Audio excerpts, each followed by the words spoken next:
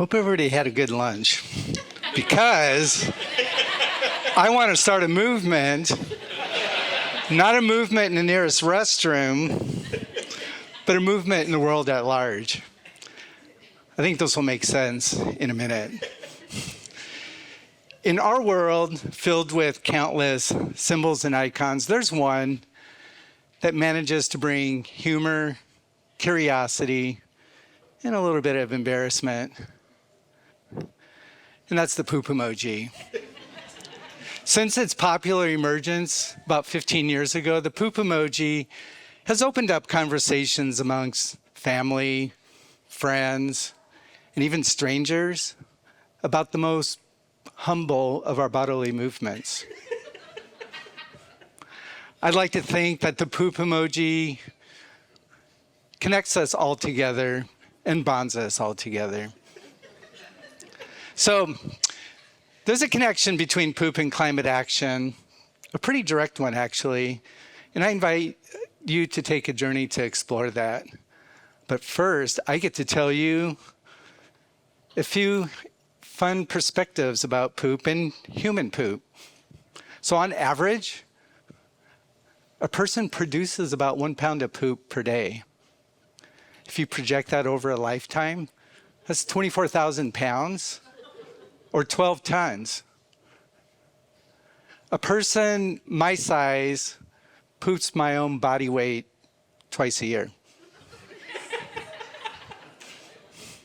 Okay, I'll stop there. So far, I've just talked about poop coming out of our bodies. I think we know where it lands, in a toilet. It gets flushed through a sewer network into a waste treatment system. And we'll get more into that on the journey in a minute here. Today, you are going to hear about a mindset change in my field of work with wastewater systems that I hope I can get you to help me get others excited about. That mindset change is to transform our thinking of poop as a waste and shift that thinking to poop as a resource, a carbon-rich resource of energy and nutrients. And then I invite you to expand your thinking more broadly to sewer networks and wastewater systems.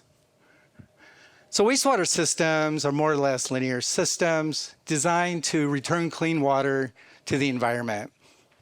These systems, these wastewater systems, they use a lot of energy and they generate a lot of organic solid waste.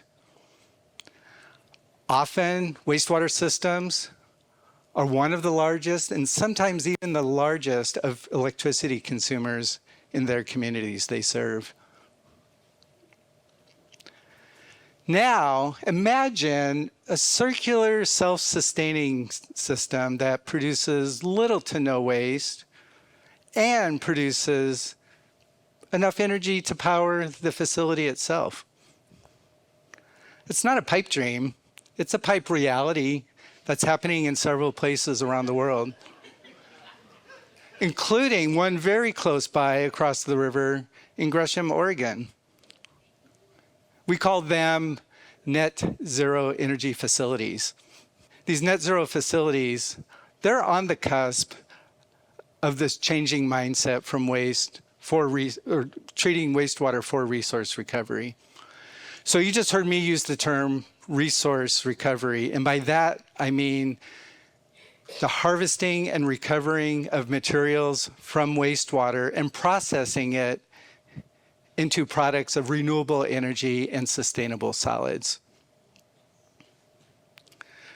And just looking back for perspective before we start our journey, it was in the early 1900s when sewer networks were built in cities to convey away human waste for public health reasons. During most of the 20th century, wastewater wasn't really treated. It was just in the last 50 years that wastewater systems were designed and built to return clean water to the environment. And now, just in the last 15 years, academic researchers, scientists, engineers, and entrepreneurs, they've been developing and advancing resource recovery systems. Okay, let's start the journey. And the journey starts in your home. So far, I've just talked about poop in a toilet. Poop is just a fraction of the material in wastewater that's coming from our homes, through our drains, and businesses. Think about what goes down the drain in your homes. Soap and shampoo in the shower, food scraps in the kitchen sink, soap in the laundry washing machine. Businesses like restaurants and bakeries and grocery stores, coffee shops, breweries, and food processors, they generate organic waste materials that go down the drain. All of these materials combine and collect and flow through sewer networks of pipes, sewer pipes, below our feet to a wastewater treatment system. At the wastewater treatment system, several steps take place to remove the materials and clean the water. A simple way to think of this is in 3 steps. To remove the big visible stuff first and work our way down to the smaller and smaller stuff, even dissolved materials like dissolved sugar and ammonia from pee in wastewater. The first step is to remove trash from incoming wastewater. We use screening devices to remove things that shouldn't be there in the first place. Baby wipes, cleaning wipes, personal hygiene products, candy wrappers, kid toys, paper towels, dollar bills, $10 bills, $100 bills, and the list goes on. These materials get collected and they go to a landfill, except maybe the money. In the second step, wastewater flows into large tanks to allow visible organic solids to settle out, like food particles and even poop particles. We call this primary solids. In the third step, we use biological processes to remove those things we can't see with our eyes, like the dissolved sugars and the ammonia in pee. This is done in big tanks, big aerated tanks that sustain a population of naturally occurring bacteria that you would find in soil. These bacteria feed on the dissolved material, and in the process, they grow and they multiply, and they form a solid organic mass that we call secondary solids. Now, the primary solids and secondary solids combine together, and they can either be landfilled, they can be burned, or they can go further, they can be processed further for resource recovery. The most common system in the United States for resource recovery are anaerobic digesters that sustain a population of a different type of bacteria, anaerobic bacteria that thrive without oxygen. These bacteria, they break down and metabolize the solids to form products of methane gas or biogas and carbon nutrient-rich solids that eventually could be used for fertilizers on croplands, gardens, nurseries, and tree farms. Now, these anaerobic digesters, they mimic the digestive processes in our own bodies. Just as we maintain microbes or a biome in our guts, digesters maintain their own biome in their tanks, and we even heat them up to keep their bodies warm.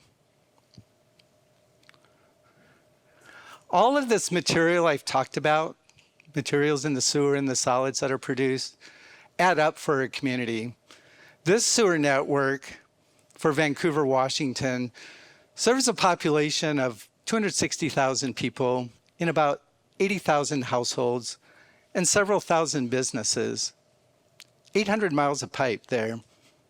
The wastewater treatment system that services this population produces about 250,000 pounds of organic solid waste per day.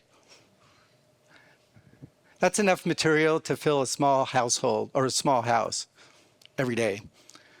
The energy content in this carbon-rich material would be enough to power 2,500 homes. So far, you've heard about the different products from anaerobic digestion. What you haven't heard yet are the different outlet pathways for those materials. Biogas can be burned in boilers to produce heat, or burned in engines to produce electricity. Or it could be filtered and purified and used as fuel for vehicles, or placed into a natural gas pipeline. The carbon and nutrient-rich material from digesters can go through different pathways to produce different types of fertilizer as well. Some wastewater systems use composting processes or other stabilization processes to produce an exceptional quality product material that can be packaged and sold in stores as fertilizer and given back to the community. As Vancouver goes through its process to evaluate outlet pathways in its planning for resource recovery, we need to engage our community members to ensure that we reflect their values for climate action, equity, and safety. Furthermore, we need to be mindful in our planning to mitigate potential burdens to nearby neighborhoods and communities, and go steps further to enhance the livability for everyone in the community. Wastewater systems are becoming more and more integrated into the fabric of the communities they serve. And they're doing this by building parks and greenways, bike paths and walkways, and enhancing natural areas right next to these facilities. As communities and as individuals, we can do things to enhance wastewater treatment systems and resource recovery systems, including making choices about what we put down the drain. We can provide pathways for food businesses and restaurants to direct their organic waste material directly into resource recovery, like restaurant grease, which is a great feedstock for anaerobic digesters. This picture, it's my favorite. This picture was drawn by a fifth grader who was so enamored with the wastewater system tour that I recently gave him and a group of his friends. They made the connection between what happens when you flush poop down the toilet and seeing what happens at these facilities. They now understand that these wastewater systems can be places to process wastewater for renewable energy and sustainable solids. My dream is that you, everyone you know, and everyone you don't know, take pride in the resource recovery system in your community. Just as we all take pride walking down the main street in our hometowns, or when we look up at a water tower rising up high above our town. My dream is that every town will hold a special annual celebration day to appreciate their community digester, and even give it an endearing name like Poopsie. My dream is that this transformation from waste to resource recovery captures the curiosity, the imagination, the innovation, and even a bit of humor from all of us, from everyone. My dream is that we make this connection from poop to resource recovery, and that we all take Poo-Pride and do our part in our movement to climate action. Thank you.